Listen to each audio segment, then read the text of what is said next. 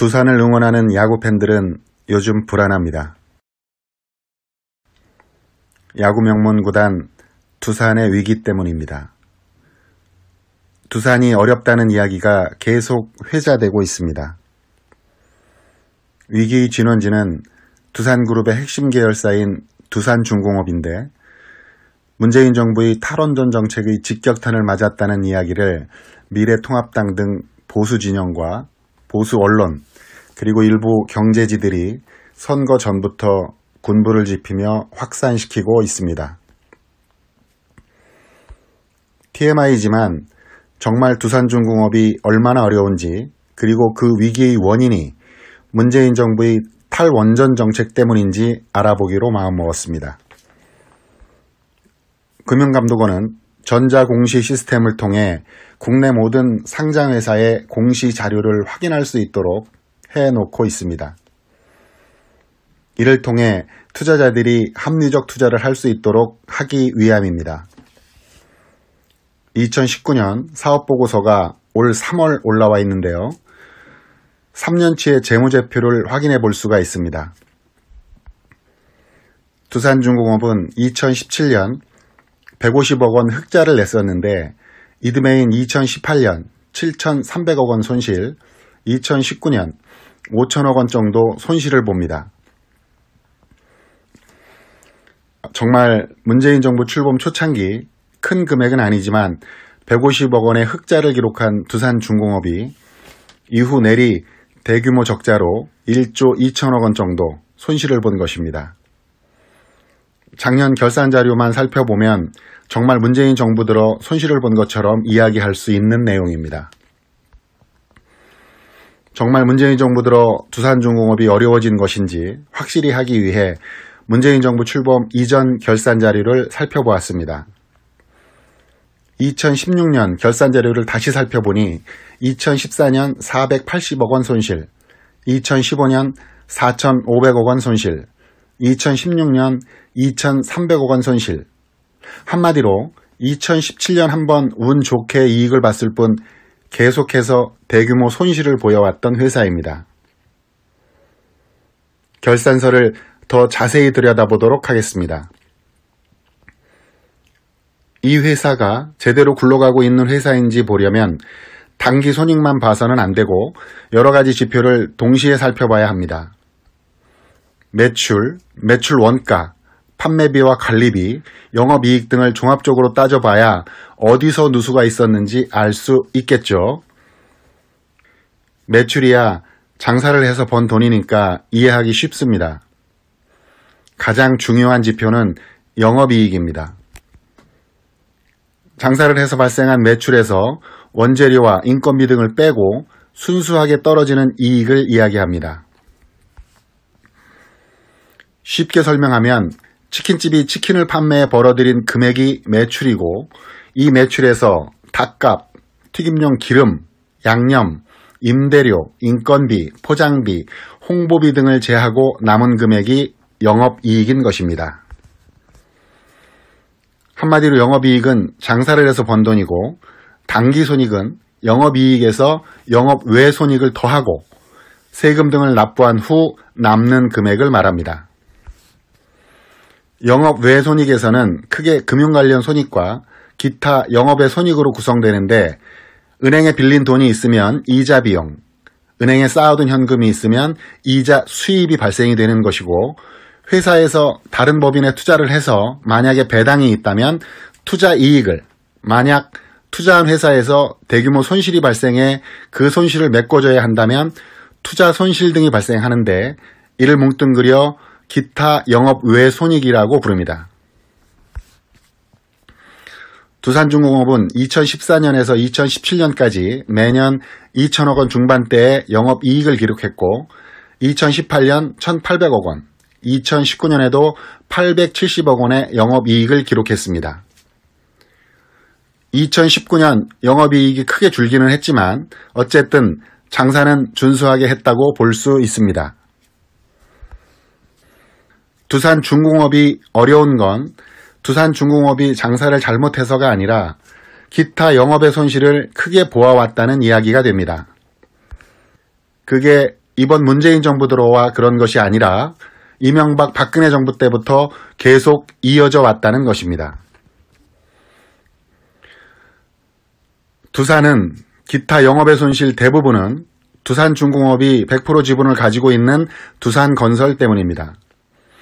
두산건설이 어려워지면서 지난 10년간 2조 원 넘는 돈을 여러 방법으로 메꿔주었기 때문입니다. 이로 인해 두산건설은 살릴 수 있었지만 핵심 계열사인 두산중공업은 망하기 일보 직전까지 왔습니다. 두산중공업의 전신은 공기업인 한국중공업입니다. 외환위기 직후 공기업들을 민영화하라는 이름으로 대거 매각하는데 그 당시 두산그룹은 매년 수조 원의 매출을 보는 알짜 공기업인 한국중공업을 손에 넣게 됩니다. 한국중공업의 주력 사업은 원전건설 등으로 알려져 있지만 실제로는 발전 관련 설비가 주력이고 핵심으로 그중 원전과 화력발전이 자리 잡고 있습니다.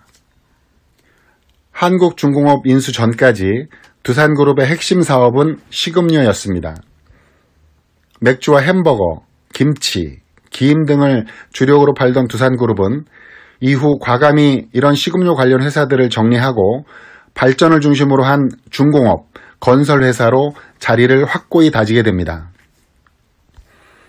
특히 원전은 정치적 결정 때문에 원전 건설 일감이 풍부한 것은 아닙니다.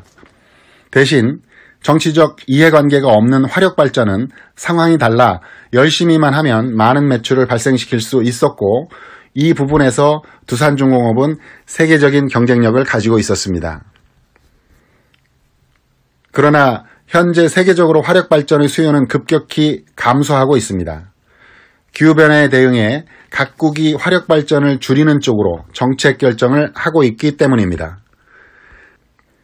특히 파리 기후협약은 화력발전 사업이 주축인 두산의 직격탄이 되었습니다. 파리 협정은 2020년 만료되는 교토 의정서를 대체하는 신기후체제로 프랑스 파리에서 개최된 21차 유엔 기후협약 당사국 총회에서 맺어진 협정입니다. 약 2주간에 걸친 협상 끝에 예정된 종료 시한을 하루 넘긴 2015년 12월 12일 파리 협정을 세계 195개 참가국의 만장일치로 채택하고 폐막했습니다. 이 협약이 왜 중요하냐면 이전 협약인 1977년의 교토 의정서에는 유럽연합 등 선진국 37개국에만 온실가스 감축 의무를 부과했고 선진국 중 온실가스를 다량 배출하는 미국은 비준 거부를, 일본, 캐나다, 러시아, 뉴질랜드 등은 이후 탈퇴하는 등 온실가스 감축에 실효를 거두기 어려운 측면이 있었습니다. 더군다나 우리나라와 중국을 비롯한 온실가스를 많이 배출하는 개도국들이 빠져 있어 온실가스 감축에 한계가 있었습니다.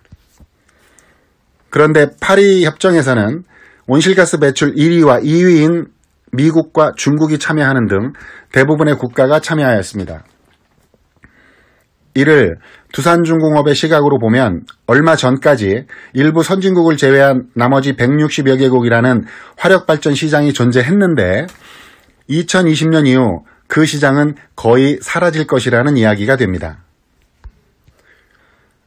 이러한 협약에 가장 큰 영향을 받는 사업 포트폴리오를 가지고 있는 두산이라면 2015년 기후협약 이전, 그러니까 교토 의정서가 만료되고 새로운 협약이 맺어지게 될 때 온실가스 감축을 위한 노력을 더하게 될 것이라는 전망 아래 사업 포트폴리오를 화력발전에서 신재생 에너지 분야로 전환을 심각하게 검토하고 체질 개선에 나섰어야 했습니다.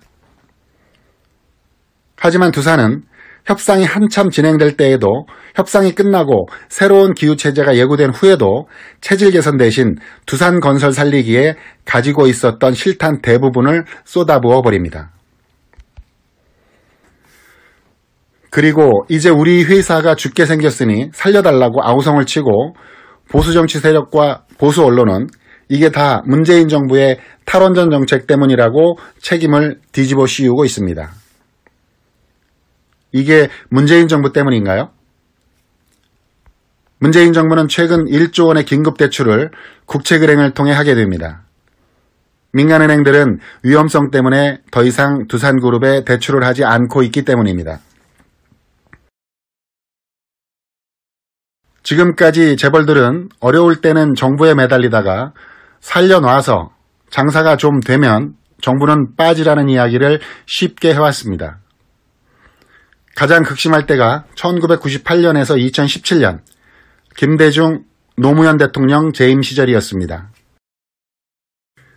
언제까지 이러한 불합리한 모습을 지켜보고 있어야 합니까? 재벌도 언론도 빨리 개혁되어야 하는 이유입니다.